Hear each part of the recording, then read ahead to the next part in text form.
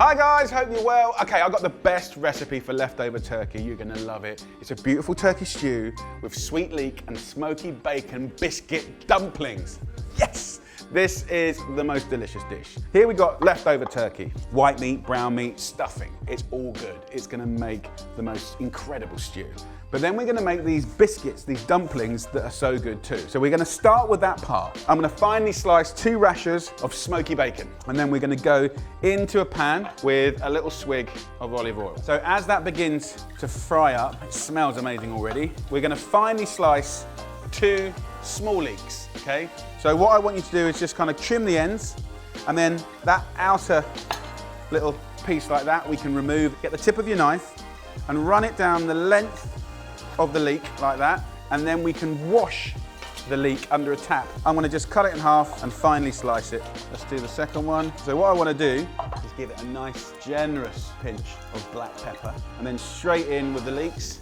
And then I'm gonna turn the heat down to medium-low, and I'll cook that for about 15 minutes. So in a separate pan, let's get that onto a medium-high heat.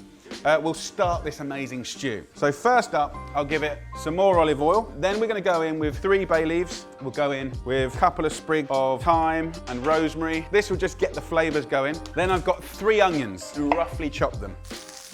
And then the second vegetable, celery. Split them in half lengthwise and then roughly slice them. In with the celery. What we're gonna do now is let this celery and onion cook down nice and sweet for 15 minutes, and the same on the leek.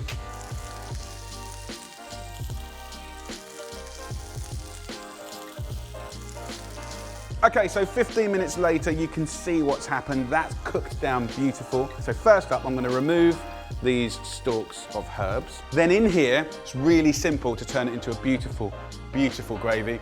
First of all, 2 heaped teaspoons of English mustard. Then 2 heaped tablespoons of flour. So we'll stir that through first of all, and then what we can do is put in 1.5 litres of veg or chicken stock. So get that stirred in, and we'll bring that to a boil. The sweet leeks and bacon now, we can just shake that onto a clean surface. So just do that, and they'll be cold easily within the time. So as that comes to the boil, you can see it beginning to thicken up. I'll turn that down now. We'll go in with the stuffing and the meat. Get that stirred in, and we'll let that simmer while I'll put these beautiful dumpling biscuits together. So that's gonna simmer away while I make these incredible dumplings. So in a bowl, we're gonna go in with 125 grams of flour. Then I'm gonna go in with 25 grams of corn maize. Then we're gonna go in with 30 grams of diced butter with a good pinch of pepper. And we're just gonna use our fingers to rub it all together. So almost a little bit like a crumble topping. And then, once you've done that, we're gonna go in with some beautiful buttermilk. So 125 mils goes in at the same time as our lovely leeks and bacon. So they all become part of the same amazing biscuit dumplings. We're gonna cook these lovely dumplings on top of that stew, so they're gonna suck up a lot of that lovely gravy and just kind of bring it together. And if you come and have a look at the consistency of this, it's like soft, but it's not sticky. So this will go on here. So wash my hands, pat it out with your hand. Just take a cookie cutter, cut it out like that. And then we can then place those straight onto our stew. Now this mess here is not a mess, this is all good. We can just simply push this back together into a little ball, pat it down again to about 2 centimeters thick, then we go again on top, and we won't waste any of this mix. All I would do now is just brush these dumplings with a little bit of egg wash, like that. And then they go in the oven for about half an hour at 200 degrees Celsius. And then I'll have a little clean down. We'll do some nice greens or broccoli or something like that. And that is gonna be amazing.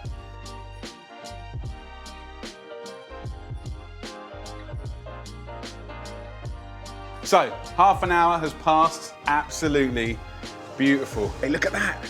You can see how everything's cooked into each other. It's gone golden. So let's just portion some up. I'll take some of that lovely broccoli, go right in to the bottom of the pan so you get a nice chunk of all those lovely cuts of meat. Come on guys, look at that. That is proper comfort food at its best.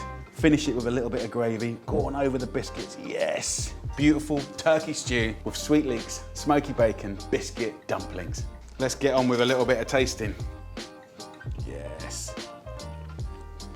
Oh my Lord, that is great. Hi guys, I hope you're really, really well. So I'm gonna show you how to make beautiful bubble and squeak. It's a potato dish that embraces many, many leftover vegetables. So I've got carrots here, you could use turnips, swede, I've got some beautiful parsnips. But there's one rule, right? There's one rule. As long as half of it is potatoes, right? A nice Maris Piper or King Edward, then that's what kind of binds it all together and gives you that incredible crispy outside, fluffy inside. But pretty much any veg, including greens, by the way, you know, spring greens, kale, Brussels sprouts, they can all go in a bubble and squeak. So it all happens here in a pan, a little bit of olive oil and a knob of butter. And get that on a medium-high heat. As that starts to kind of bubble up and kind of melt, we're gonna go in with some herbs. So I've got some sage in there, just a couple of leaves torn in. Rosemary, thyme, you could do one herb or a mixture of. I've got some lovely chestnuts, just kind of crack them in half, going in there, beautiful. Let's introduce some seasoning, salt and pepper, and then we'll go in with the all-important potatoes. Now these are leftover potatoes here. So 600 grams of potatoes goes in the pan, just break them up with your hand. And then the other 600 grams, it can be carrots, it can be turnips, it can be parsnips, it can be swede. And then you can even get pretty much any greens you want in here. Just chop it up, tear it up. So get yourself a masher and just have a little mash up. As I do that, you can see the fluffiness of the potatoes, and that's a very important part. And then kind of just see how I'm tapping it into place, and that's to make it have full contact with the side of the pan. And then we'll leave that for just a couple of minutes to get golden and crispy.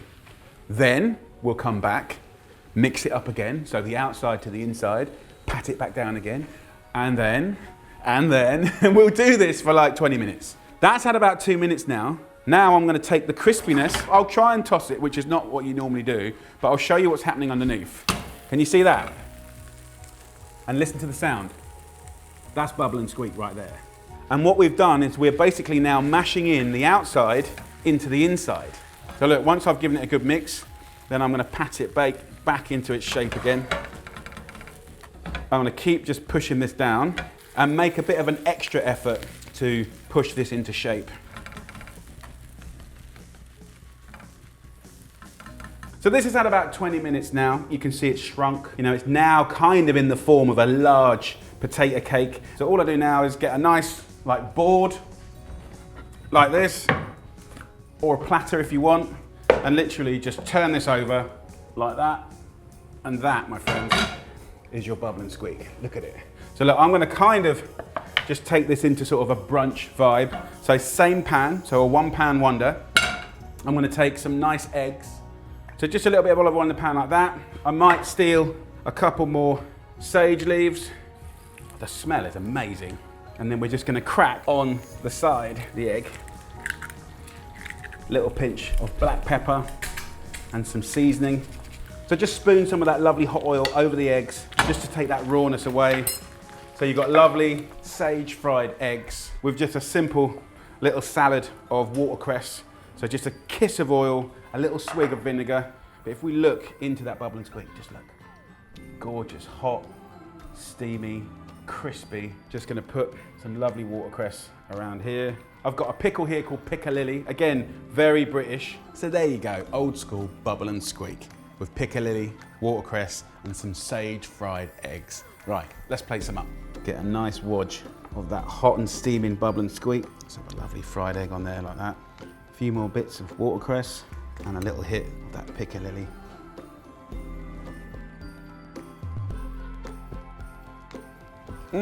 For me, that's got so many memories. Absolutely. One of my most favourite parts of Christmas is the leftovers. The leftover food is where the flavour is at.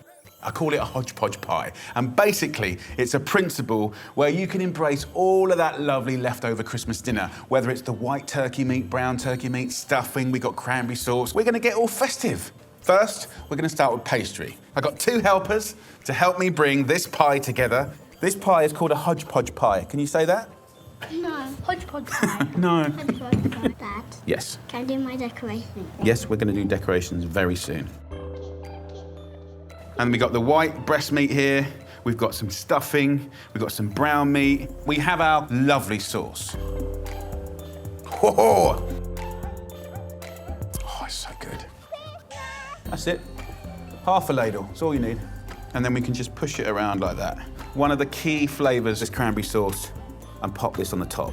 And now we can do the bit that River wants to do. What bit are we gonna do, River? Decorating. Yay, we're gonna do decorating.